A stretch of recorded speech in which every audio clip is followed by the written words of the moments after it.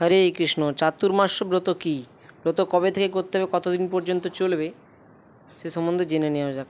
চলুন ব্রতের সময়সূচিটা দেখে নিই। 10ই জুলাই থেকে 8ই আগস্ট পর্যন্ত শাক বর্জন শ্রাবণ মাসে। ভাদ্র মাসে অর্থাৎ 9ই আগস্ট থেকে 6ই সেপ্টেম্বর পর্যন্ত দধি বর্জন অর্থাৎ দই খাওয়া যাবে না। 7ই সেপ্টেম্বর থেকে 6ই অক্টোবর অর্থাৎ আশ্বিন মাসে দুধ বর্জন করতে হবে। এবং কার্তিক মাসে 7ই অক্টোবর থেকে 4ই নভেম্বর আমিষ বর্জন করতে হবে, যেমন মাছ, মাংস, ডিম, পেঁয়াজ, রসুন, মাশরুম, মসুর কলাই, ডাল, মাসকলাই, শিম, বরবটি, বেগুন, পটল এবং বাসি দ্রব্য ইত্যাদি কিন্তু গ্রহণ করা যাবে না। তো এটি ছিল ব্রতের সময়সূচি। মূলত বছরের টানা 4টি উল্লেখযোগ্য মাস তথা শ্রাবণ, ভাদ্র, আশ্বিন, কার্তিক মাসে যথাক্রমে শাক, দধি, দুধ ও আমিষ আহার বর্জন করার মাধ্যমে আপনি চাতুর্মাস্য ব্রত পালন করতে পারেন। এটি এমন কিছু কঠিন কাজ নয়, এটি সহজসাধ্য ব্যাপার। তো এই সময়ে এগুলো খেলে শরীর রোগাক্রান্ত হয়, যা শাস্ত্রীয় চিকিৎসা বিজ্ঞান অনুযায়ী কিন্তু প্রমাণিত। আমিষ আহারই হলে, শুনে নিন শ্লোকটি, মহাভারতের একটি 100 নম্বর অধ্যায়ের শ্লোক নম্বর 93। চতুয়ো বাসিকান মাসানও যো মাংসং পরিবর্জয়েত চত্বারি ভদ্রান্যপ্নতি কীর্তিমায়ুর্যশো বলম। অর্থাৎ যিনি বর্ষাকালে শ্রাবণ প্রভৃতি 4ই মাস অর্থাৎ শ্রাবণ, ভাদ্র, আশ্বিন ও কার্তিক মাসে মাংস বর্জন করেন, তিনি কীর্তি, আয়ু, যশ ও বল এই 4 প্রকার মঙ্গল লাভ করিয়া থাকেন। অর্থাৎ কেউ যদি শ্রাবণ মাসে আমিষ ত্যাগ করেন তবে তিনি কীর্তিমান হন, ভাদ্র মাসে আমিষ ত্যাগ করেন তবে তিনি দীর্ঘায়ী হন, আশ্বিন মাসে আমিষ ত্যাগ করলে তিনি যশবান হবেন, কার্তিক মাসে আমিষ ত্যাগ করলে তিনি বলবান হবেন। যারা আমিষহারী তারা আজ থেকেই আমিষ আহার ত্যাগ করুন এবং প্রতিটি জীবের প্রতি সদয় হন, দেখবেন ভগবানও আপনার প্রতি সদয় হবেন এবং আপনি ভগবানের কৃপাধন্য লাভ করবেন। হরে কৃষ্ণ। তো চতুর্মাসের নিয়মটি কী? এই সময় মনোযোগ সহকারে অধিক সংখ্যক জপ ও ভক্ত সঙ্গে কৃষ্ণ কথা শ্রবণ ও কীর্তন করা উচিত। এটা সমস্ত নিয়মের মধ্যে সবচেয়ে গুরুত্বপূর্ণ একটা নিয়ম। চাতুর্মাসে বিবাহ, নামকরণ, সংস্কার, উপনয়ন, গৃহপ্রবেশের মতো শুভকর্ম করা হয় না। চুল দাড়ি কাটা উচিত নয়। চাতুর্মাসে সাত্ত্বিক ভোজন করা উচিত। এ সময় আমিষ খাবার, পেঁয়াজ, রসুন খেতে নেই। এমনকি মদ্যপান থেকেও বিরত থাকা উচিত। মিথ্যা কটু কথা বললে বা কারো নিন্দা করলে শ্রীবিষ্ণু ক্ষুব্ধ হন। পশু পাখিদের কষ্ট দেবেন না, কারো প্রতি মনের মধ্যে বিদ্বেষ রাখবেন না।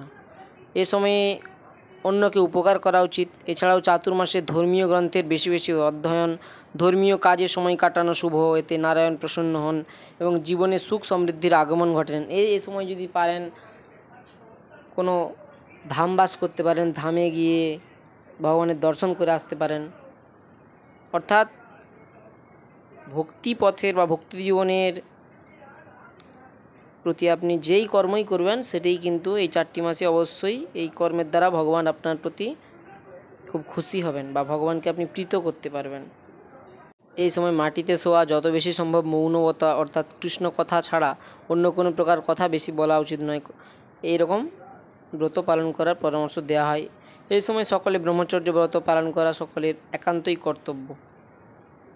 কোনো প্রাকৃত সহজিয়া চাতুর্মাস্য ব্রতকে কর্মকাণ্ডীয় ব্যাপার মাত্র মনে করেন, কিন্তু শ্রী হরিভক্তি বিলাস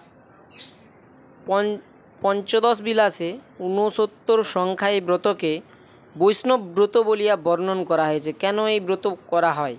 উত্তরে উক্ত পঞ্চদশ বিলাসে 69 সংখ্যায় বলা হয়েছে কর্তব্যং কৃষ্ণ ভক্তি বিবিধয়ে, অর্থাৎ কৃষ্ণ ভক্তি বৃদ্ধির জন্য এই ব্রত পালিত হয়। সুতরাং ব্রতের উদ্দেশ্য ও প্রমাণ করে যে ইহা বৈষ্ণব ব্রত। বর্তমান সময়ে শ্রীল সরস্বতী ঠাকুরের নির্দেশ ও আদর্শ অনুসরণ করিয়া তাহার অগণিত অনুগণন যত্নের সহিত এই ব্রতটি পালন করিতেছেন। প্রসঙ্গত চাতুর্মাস্য ব্রত সম্বন্ধে কিঞ্চিত আলোচনা হইতেছে।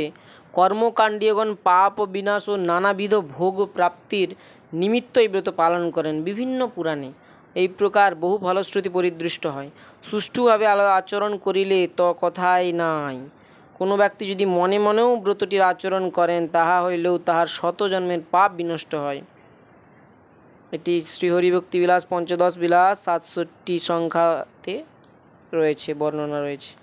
চাতুর্মাস্য ব্রত সম্পর্কে বলা হয়েছে যো বিনা নিয়মং মর্ত ব্রতং বা জাপ্যমেব বা চতুর্মাস্যাং নয়নমুখ জীবন্নপি মৃত হি সহ। অর্থাৎ যে ব্যক্তি শাস্ত্র নির্দিষ্ট নিয়ম ব্রত বা জপ ব্যতিরেক চাতুর্মাস্যকাল যাপন করে সেই মূর্খ জীবিত থাকলেও মৃত তুল্য, অর্থাৎ তাকে মৃত সমান বলা হয়েছে। যদি সে জীবিত থাকে তাকেও কিন্তু মৃত সময় বলা হয়েছে।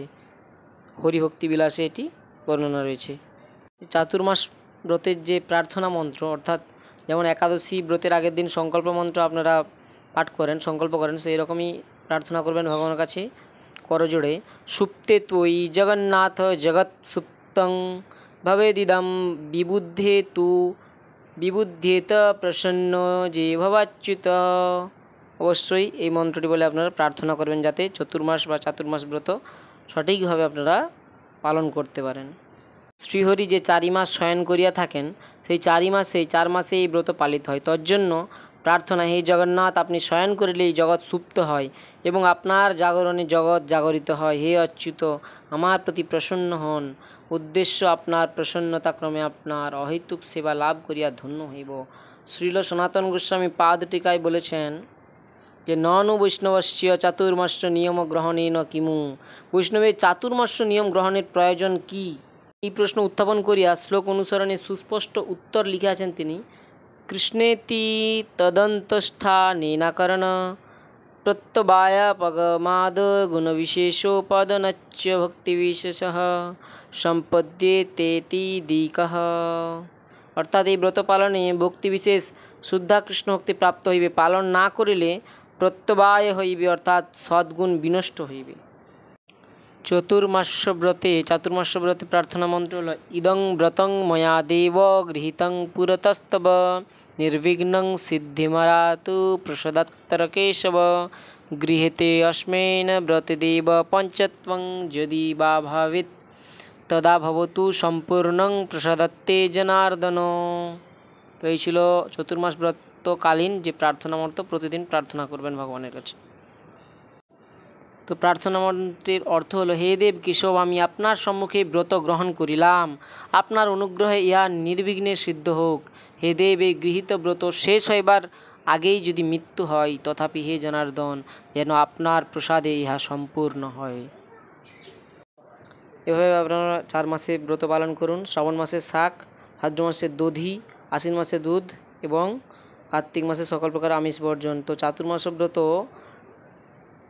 শ্রাবণ মাসে বিভিন্ন ধরনের শাক, বিশেষ করে কলমি শাক ইত্যাদি শাক, সকল প্রকার শাক, ভাদ্র মাসের দই, আশ্বিন মাসের দুধ, কার্তিক মাসে আমিষ সহ ইত্যাদি এইগুলি কিন্তু বর্জন করতে হবে।